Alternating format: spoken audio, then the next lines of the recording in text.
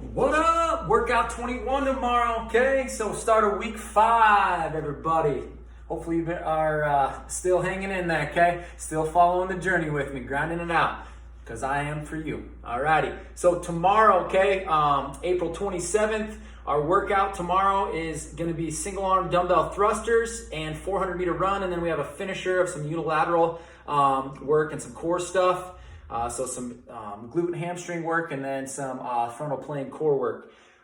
One thing I want to mention though, for my athletes, okay, so for my college athletes or you guys following this that are doing the workouts, just remember that is a linear plyo and speed day tomorrow, okay? And just check the description, click the drop down arrow on the right side, so it'll say workout 21 and then the date, and then it'll give you a little drop down arrow on the right side. Click that, you'll see the description for the workouts, and then the description for your plyo and your speed work. Remember, you need to warm up really well and then do the plyo and the speed work beforehand, so before the METCON and the finisher, okay? So everybody else, you guys will warm up and then do the METCON and the finisher. And then tomorrow, okay, so what the workout consists of is single arm dumbbell thrusters, 400-meter runs. Alrighty, weight is going to be 30 pounds for the ladies, 45 for the guys. Of course, always be smart and use the weight that, based on your ability. So if you want to go heavier, do so, okay? Just make sure you have good technique. You get into a good squat and a good press, lockout overhead.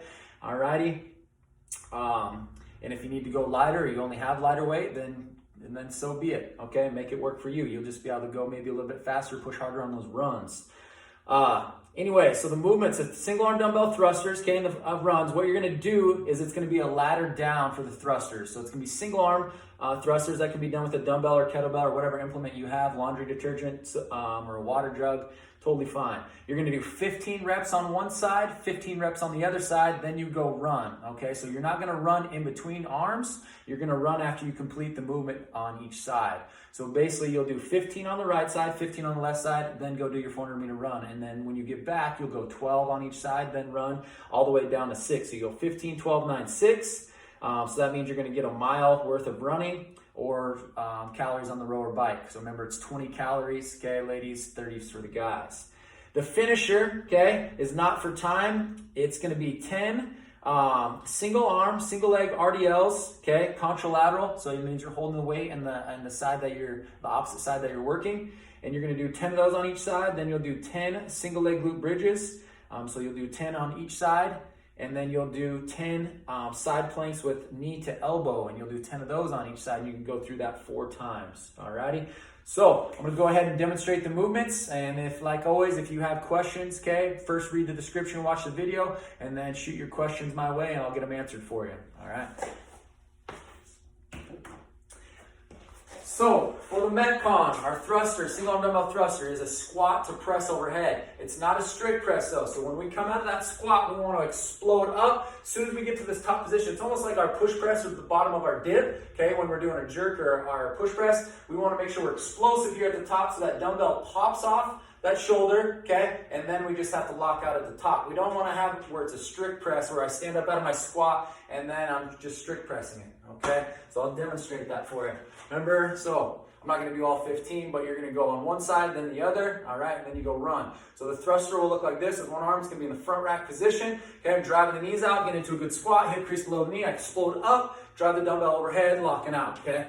So that arm is in line with my body. All right, I'm not leaning back, okay, and I'm also not doing a half squat unless you have other, issues where you need to. But everybody, I would like, if you're able, okay, hip crease below the knee, explode up, drive the dumbbell overhead. So what I was talking about, don't just stand up out of the squat and then try to strict press it, okay? Super taxing on the shoulder, especially with a 50-pound dumbbell or 45. For the guys and then 30 for the ladies, okay? You'll do that on the other side as well, alrighty? And then you go run. You're gonna do that, okay? So basically you have 4 rounds of that. Like I said, it's laddering down. Once you're done with that, you'll write your time down, rest is, a little bit, and then go into your finisher. The finisher, remember, is not for time, okay?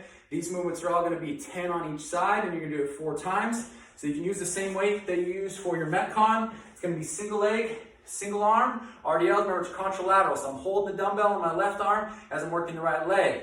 Think of like, right, so we're resisting this rotation. So think about like you're holding a dumbbell or a barbell, excuse me, if you need to. Alrighty, that way you're not rotating or reaching for the ground. A lot of times what people want to do is they want to reach, okay, and notice how I'm rotated, okay? I don't do that with a dumbbell, right? I don't reach around, so don't make sure you're not doing that with your dumbbell or kettlebell when it's in one arm.